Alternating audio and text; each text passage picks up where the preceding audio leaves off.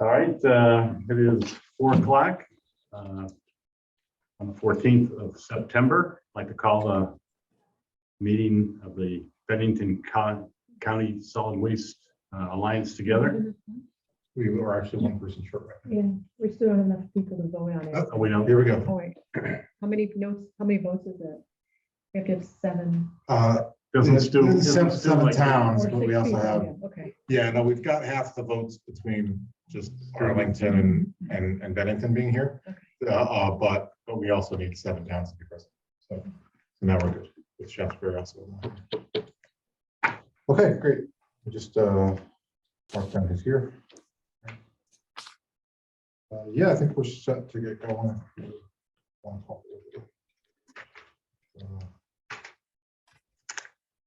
Great, so 401.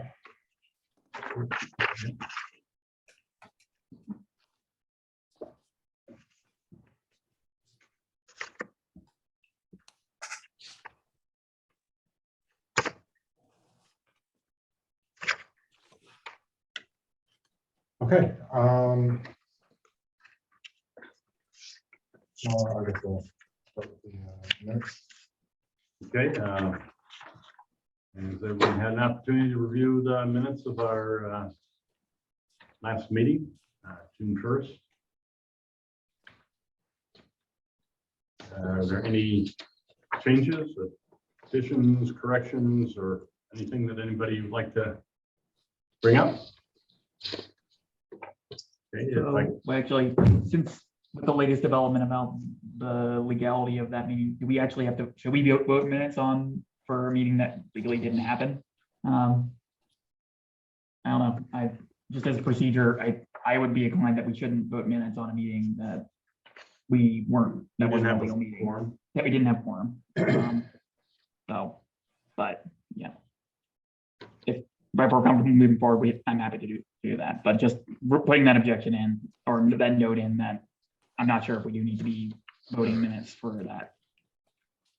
Okay. We will continue without vote on that because we did not have a quorum.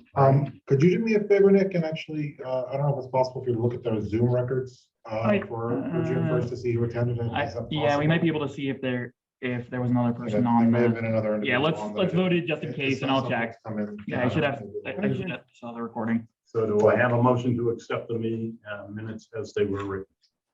So moved then. Okay. And seconded, okay, all in favor? Aye. Aye. Vote. All right, ayes have it.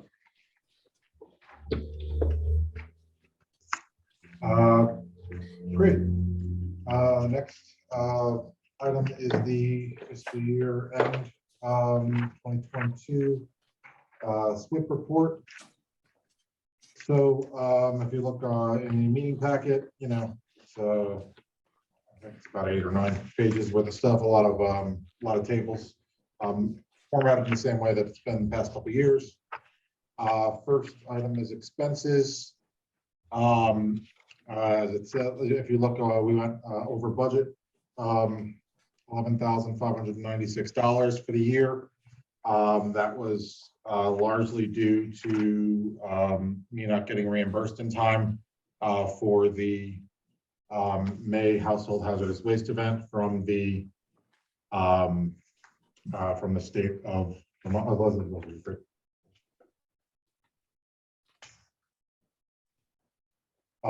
So we are, that's, you know, so there is money that is due to us that should show up in this next fiscal year payment from that event.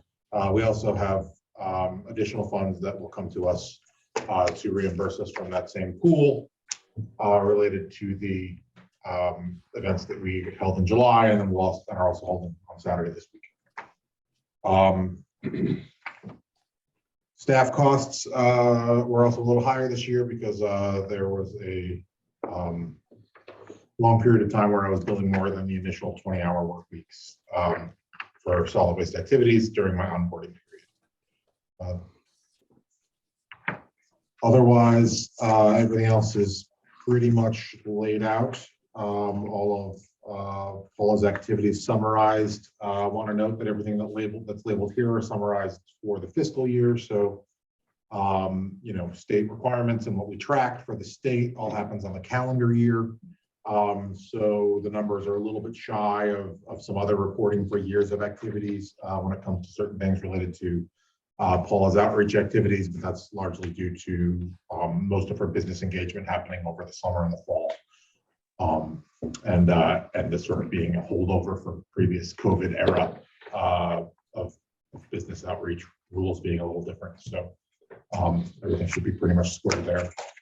If there are any questions, I'm happy to discuss them, or if there's anything else, I'm happy to discuss it now or anywhere else in the future. But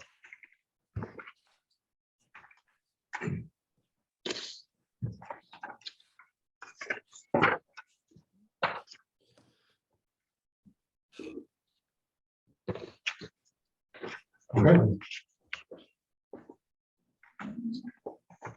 No questions? Go ahead. Great. Next item on the agenda is the permanent household hazardous waste facility. If you look, there's basically just two issues here, and then there's a contract with MSK to move forward and do some consulting services with us related to getting everything through the town permitting process at Bennington. And oversight, also doing a couple of extra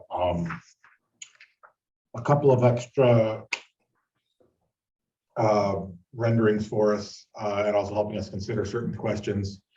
Dan Monks at the last meeting from Bennington requested that we also review the potential of putting a driveway that's a pull through in the area, as opposed to just one that people have to literally hit reverse and back out of, the way it was originally designed by the way I was talking it over with myself and just the folks at Casella. So, those are questions we're going to bring to MSK during these next few weeks when they put together the drawings for us and submit everything to the town. They're very familiar with the town permitting process, and confident that they can do everything in the timeline that they've suggested here within 8 weeks of getting everything done.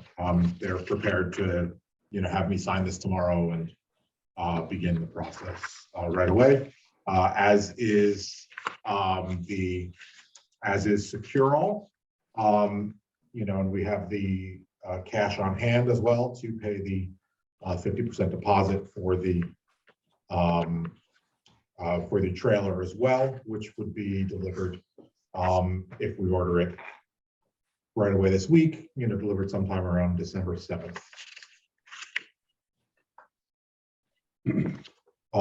Excuse me, are they going to be able to get the paving and stuff done prior to December 7th? So I've spoken with Department of Public Works, the RJ over there at Bennington. We set it up on the calendar to have paving done sometime in mid to late October, a while back. He's had that on the calendar then. Mostly where he's waiting for the MSK then to get everything through the town. So what's going to happen is, as long as MSK stays true to their timeline and gets the actual drawings to RJ on time and gets that thumbs up from the town planning boards and everything like that, then we're going to be set related to that. So RJ said it shouldn't be a problem again to have everything put So in. then they'll have the concrete pad The paved. concrete pad will be in, a 6-inch probably concrete pad that's the right size will be put down in December, and then it shouldn't be an issue with dropping off the trailer whenever. We will still need someone to bolt it down at some point, and also the other contractors to install the there's a fire suppression system in it, but it doesn't have any foam or anything like that. So we're going to need someone to hook up electric, and we're going to need the actual fire suppression person in there. If you look at our budget for the second budget here, this is page 2, HSW facility development budget. I've looked at all the expenses that we need for additional contractors. So if you look engineering and permitting process, there's an additional $7,000 for that. That's the MSK contract that's involved here. Pouring the concrete and preparing the site, the quote from Bennington Department of Public Works was was a little less than $3,000, but I put it up to there of that. And I've also gotten quotes, written quotes from multiple other vendors, including a crane operator, electricians, fire suppression, or fire individuals. There's only a couple of those in the area. And I haven't actually gotten a contractor yet who would attach it to the concrete pad, but no one's replied to my request yet on that. But I'm also estimating that to be around the same price as the electrician and fire suppression folks would be.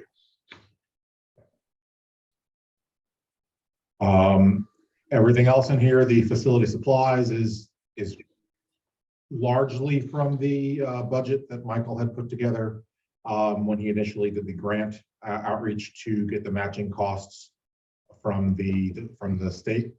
And I've updated that a little bit based on new prices and things that I've seen at other facilities. A couple of other things like loading ramps. I looked at the actual Secure All was going to try to sell us loading ramps for twice that price to get 3 loading ramps, but I found if you just go to the regular third-party vendors, you can get a loading ramp that's the same height for substantially cheaper. So I tried to find the right prices that were appropriate, as to what should come from the vendor and what should be individual.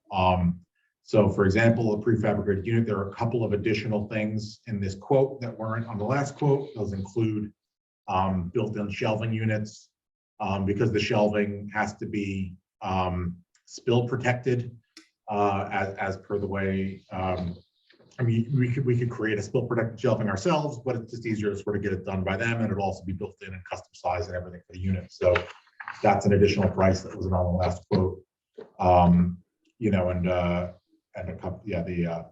The additional fire protection as well that the board discussed during the June meeting.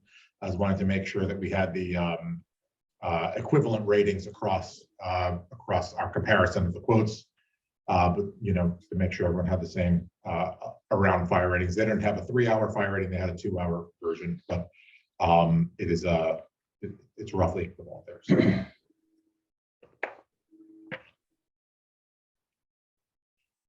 Well, so you're looking for a motion to accept both the MSK contract and what the budget as presented, or just the MSK contract? Largely the MSK contract, and then also, I guess, to approve the Secure All purchase of the trailers. I'll put in the deposit for the trailer delivery. The rest of the budget is most of that there is for just to clarify for you, the development budget has always been within this 120,000. This is kind of just an update as to where that's going to be spent and what we expect the total expenses to be.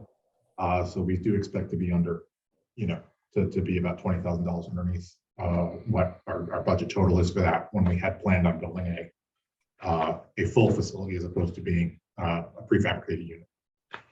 Excellent. So I'll make a motion to approve the MSK contract as presented and approve the Secure All contract as presented, or the Secure All purchase as presented. A second? Second. Second by Tom.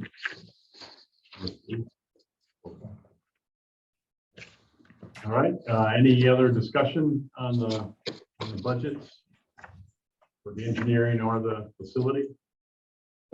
Okay, all in favor of accepting both proposals as stated, say aye. Aye. Opposed? All right, very good. Excellent. All right. So that's the majority of the voting business for anyone who is on a timeline or discussions. A lot of other stuff are sort of reporting and updates. So just would like to let everyone know that that's largely the case here.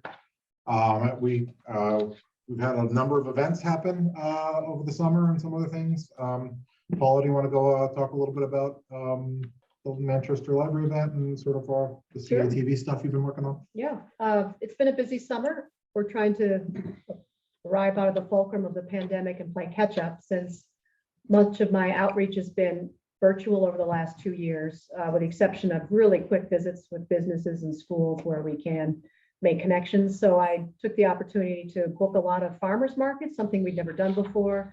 And I made appearances at 13 distinct farmers markets in the towns of Bennington, Arlington, Manchester, and a couple up in Dorset. And those have been received very favorably. It gives us an opportunity to make connections with just regular residents. Small businesses sometimes actually stop me and ask a lot of questions.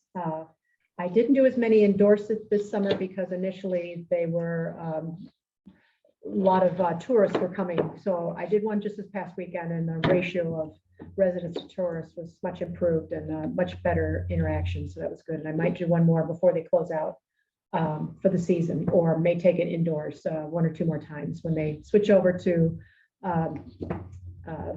J.K. Adams indoor facility. From there, we also did throughout the summer a couple of cat TV segments. Scott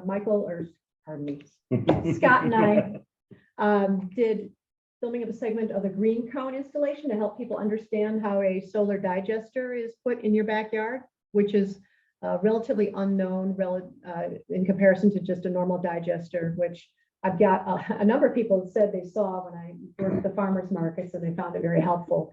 And we're getting some hits on it, which is good. I also just did the filming last week with Cat TV a week and a half ago for just plain old recycling. I took their recycling bin and we dumped it out onto a tarp and sorted through it and helped people understand proper recycling, what is recyclable, what isn't. That should be coming up probably in the next week, posted on Cat TV's channel. I also did a presentation earlier in August at the Bennington Senior Center at their request to educate seniors about proper recycling, and a similar one at within a group of family within a synagogue. There were some families that meet together and have sort of a collective on Saturday mornings, and I did a presentation for them. We also did a community-wide presentation in conjunction to partner with the Manchester Community Library. Back in August, we did one, Composting for Everyone, in which we arranged to have Natasha Duarte, who's the director of the Composting Association of Vermont. She came down and gave a presentation about composting and real simple methods to try to take the mystique out of it for folks and answer a lot of technical questions. And we're doing another segment of Recycling 101, Your Questions Answered, which I'll make as a presentation on October 8th at the library at 11 a.m. And we're going to start the marketing of that in earnest after this weekend's Household Hazardous Waste Collection event. I also provided outreach. This is probably consummate for the year, but most of it was actually done during late spring, early summer, to a number of events, and provided technical assistance to 10 event organizers. And I keep trying to keep connections with those that maybe had some trouble doing the source separation, because that seems to be the biggest challenge, setting it up and making sure we have some kind of continuity with either volunteers on site. There's only 1 or 2 events that actually do that, and setting up consistent bin separation with signing that people understand. Otherwise, it's just a contaminated mess. So I'm working with Bennington College to try to gain their help and input in developing possibly a volunteer team that will work with events organizers to provide volunteer help to stand and be serving at sorting stations to help people learn how to properly sort the material. That is just sort of getting in the works. I'm also hopefully getting the help of a now retiring green team organizer from Garlic Fest, who could provide consulting services to some of these other event organizers to share tips of success of how to do it properly. So it's not on me, but I could become the source of the source as opposed to doing it myself. I also provided, so far this year, outreach to technical assistance to a dozen businesses. I do 40 every contract year, my calendar year. So that is where I shift my focus now that the summer months are over and the hazardous waste events are behind us. I can get back in touch with businesses that way. Scott and I met with the Dorset School as part of the walking the site to prepare for the Household Hazardous Waste Collection event, but also we sat down with Rosanna Morin to talk about their source separation, which, like a lot of schools, has pretty much collapsed during COVID. They just, that was not a priority, understandably. So we're trying to get schools back in the game of sorting out their food scraps and their recycling. So we're going to keep working with their cafeteria staff and custodial. I'm also resuming conversations with the Abbey Group, which also picked up Arlington High School to do food delivery and talk about the materials they use to provide the meals. They've been improving that all the time, and I'm just having a conversation of trying to shift more of the emphasis onto reusable serveware as opposed to disposables. Ahead, we have the Household Hazardous Waste Collection event this weekend, which I'm going to bring a camera that I'm borrowing from Cat TV to film B-roll and interview footage to try to create a segment that Cat TV will help edit and provide as a future installment of Trash Talk that I do with them, as well as another couple segments I'll film back in the latter part of October. We also will have representatives from the DEC coming down from Montpelier to visit us and tour with us in the latter part of October to do some maybe outreach visits for some of our more high needs technical assistance areas, or people that are a little hard to conjure into doing the right thing. Just a nice little nudge.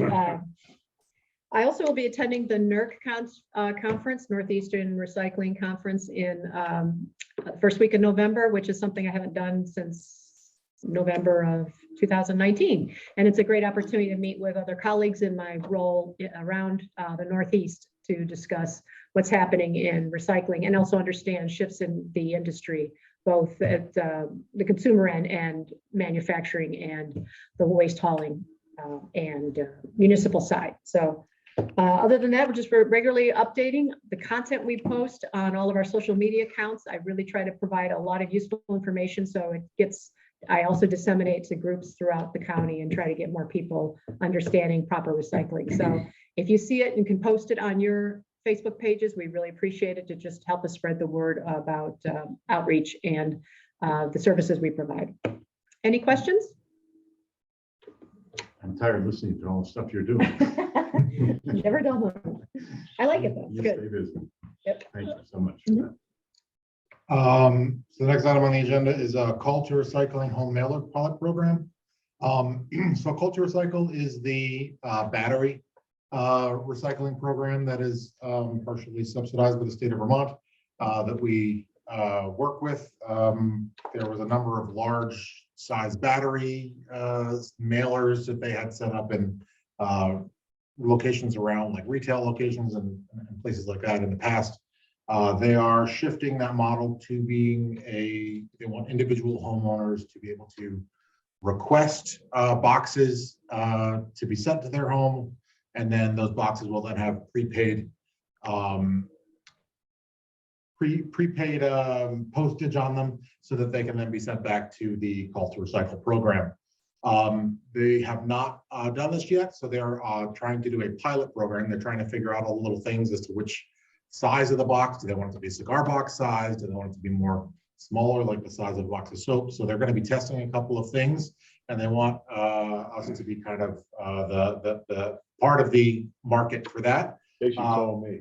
I got 3 of them going out on Friday, 3 of the big boxes. Oh, the big boxes. Yeah. So, you know, they're apparently they've made an agreement with UPS that they can also have home delivery pickup for all their boxes, and that can be scheduled and things don't have to be dropped off to a UPS store. So they're actually more interested in seeing how it works in places like Pownell and in places like Rupert, and more than they are in more densely populated areas like Bennington. They're even working with Landgrove and a couple of other smaller SWMEs, solid waste management entities to do this pilot. Basically from us, all that they're asking is that we sort of promote the program a bit. And they have agreed to at least reimburse us for social media ad costs. So we can promote it on Facebook and Front Porch Forum. And as long as it's within the project budget that they give us, then we will be able to promote it with no cost as well. So pretty simple, but just wanted to get everyone to know it's happening.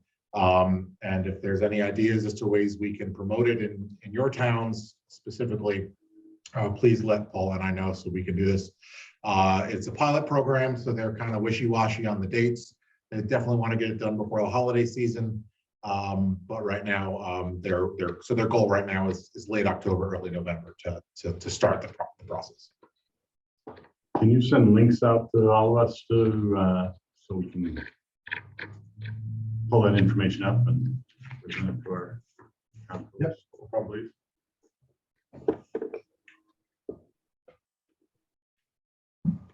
I just picked up 4 boxes today.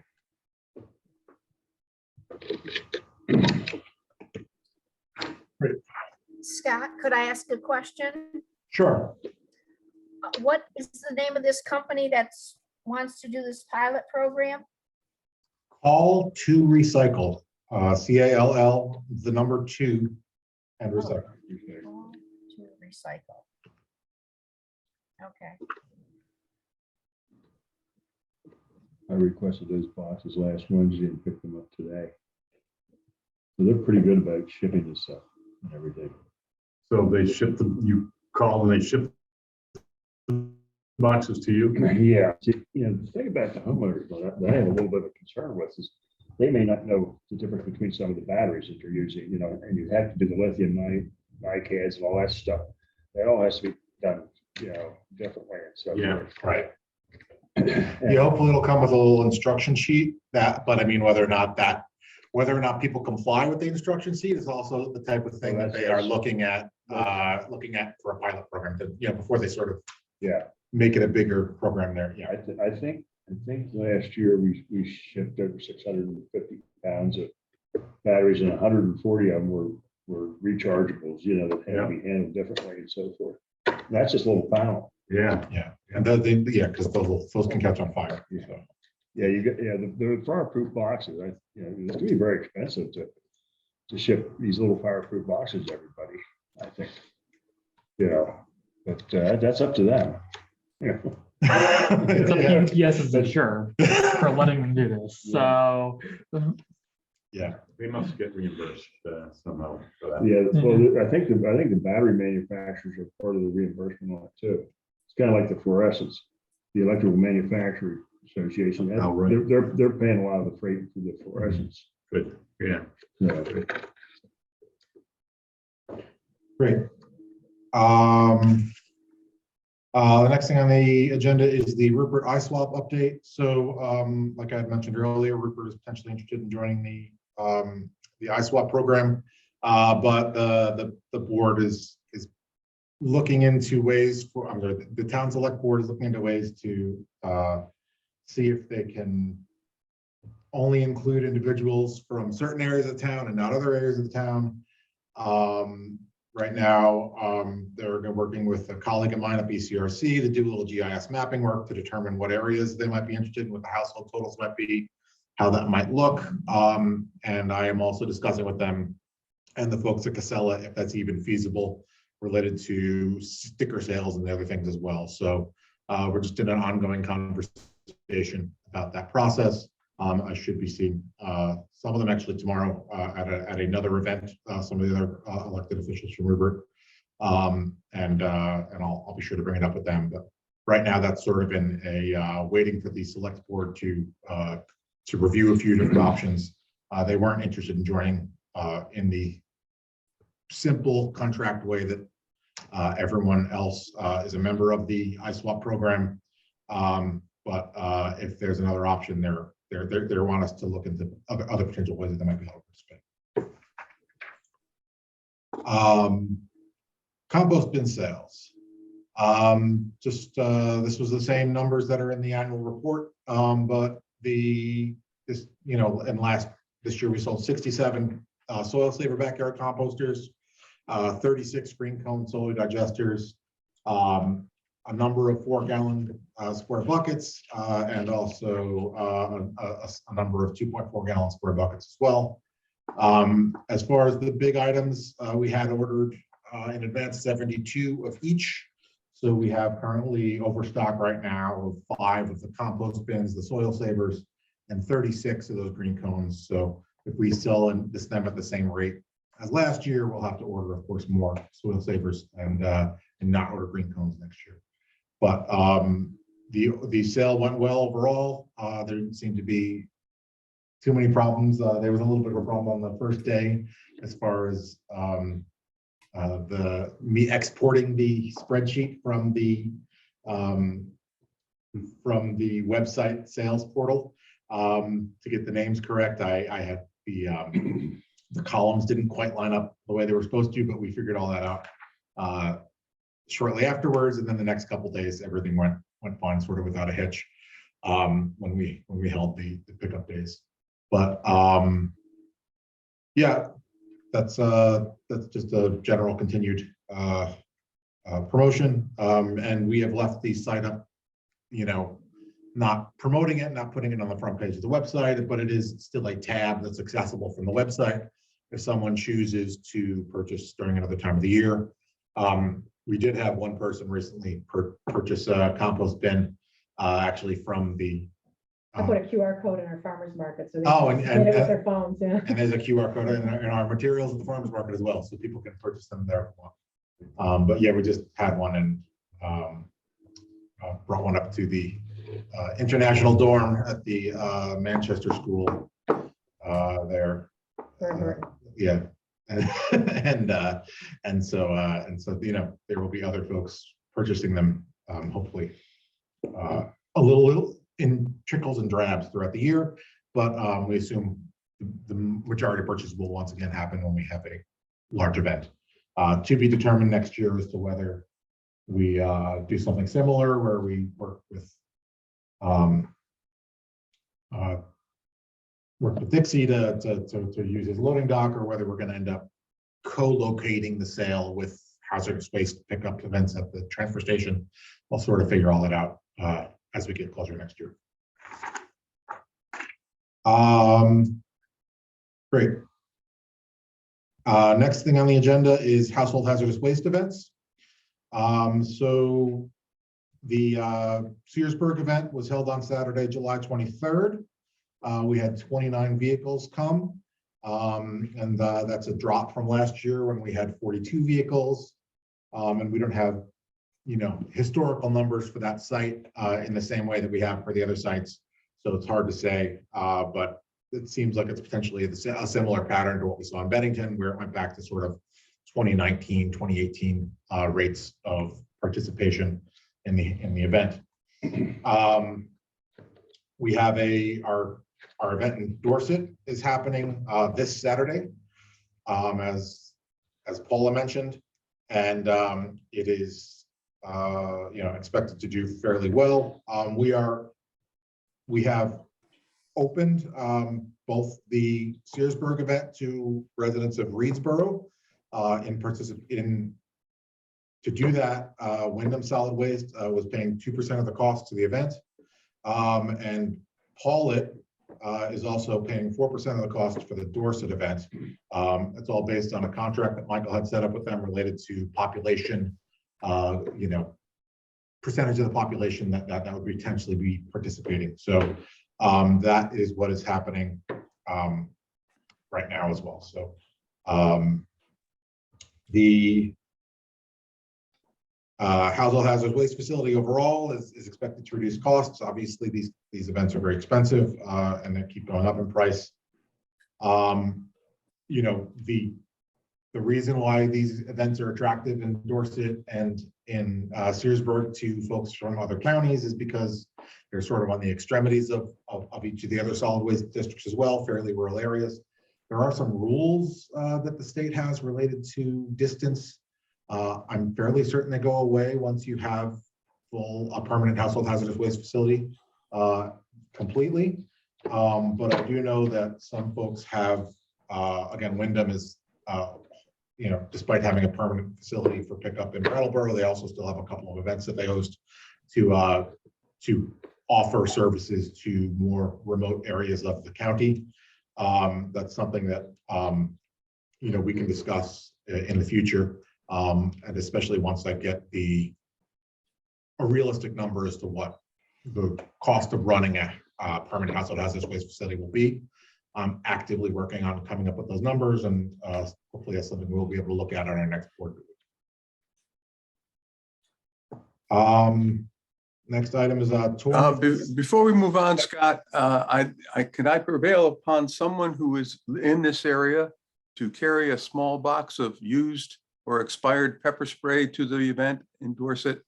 Our police department has approximately the size of a boot box of expired pepper spray, and wondering if there's anybody that would want to carry it up to the event for us. I can do that for you, Stu. How can we get it to you? Our lieutenant. BCRC office is across the street from the police department, so I can grab it. Okay, Walk it we'll have it I'll to you email there. tomorrow and ask who to meet at the police for that. We'll have it at your office by this evening. By this evening. Is it smoking? I can stop. No. by. I can stop. by. No, it's safe. It just needs to be disposed of properly. But I appreciate that. Thank you so much. No problem. Excellent. Next item on the agenda, if there's no questions, is a tour of the Casella MRF facility. Because we're elected officials, Casella is interested in, is going to open up themselves to tours again for us.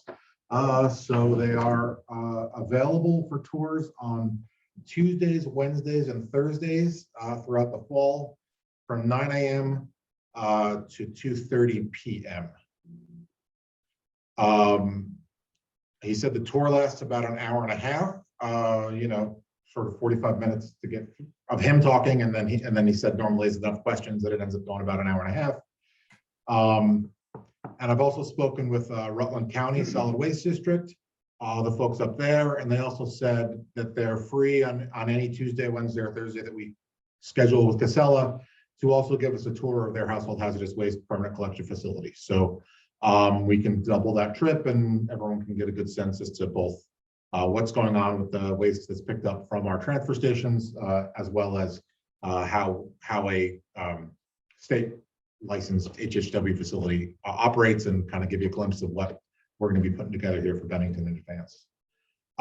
So, I don't know what the best way is to schedule this. Do you want to do some kind of a doodle? Do you want to talk about it now? Yeah. I'd say if we can pick a date, I don't know, or a range of dates, maybe it's better to have a few dates and then have everyone get back to you, maybe through email or the doodle. Yeah, Okay. maybe doodle would work. Yeah. All right. So I'll send a date survey, doodle survey. And I'll pick a few dates. Do we have a general sense? Are we interested more in doing this sort of at the end of October, beginning of November? Give us a few weeks to get it on the calendars. The earlier in November, the better. Early in November. Yeah, I'm with Nick on that. Yes, that'd be good. Okay, great. So I'll send a few dates. We'll see it. Look at that. And all right. So are there any public comments? I have a quick footnote that precedes public comments that I just wanted to mention. That was sort of a tail end of my report that I forgot to mention. I also did outreach to retailers that sell fluorescent bulbs. Vermont is putting in place a bulb ban in stages to get rid of fluorescent bulbs through sale and distribution statewide.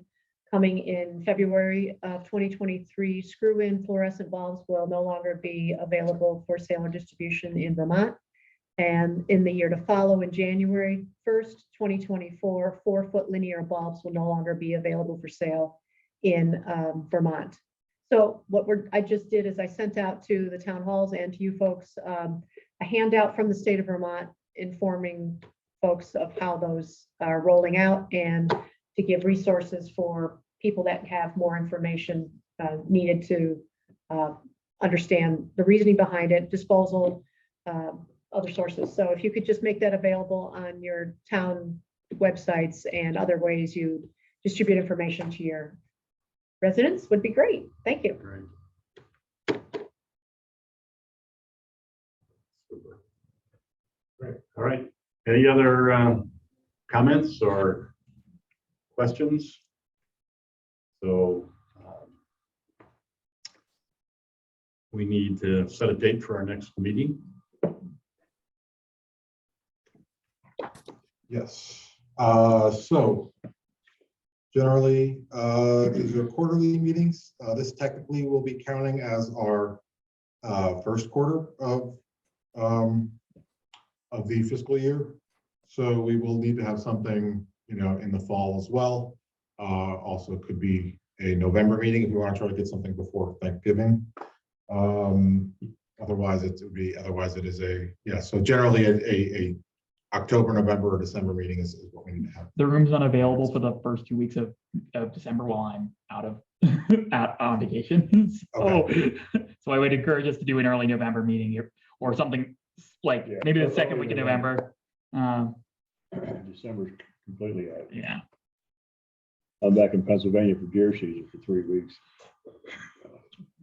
Okay. Horrible. year. Okay, great. So My mountain, my cabin. That's right. That's where it goes. Well, yeah, I can. Great. Okay, so sticking with Wednesdays, do you want to look at the 9th of Ninth. November? Absolutely. I'm fine. Great. That worked for me.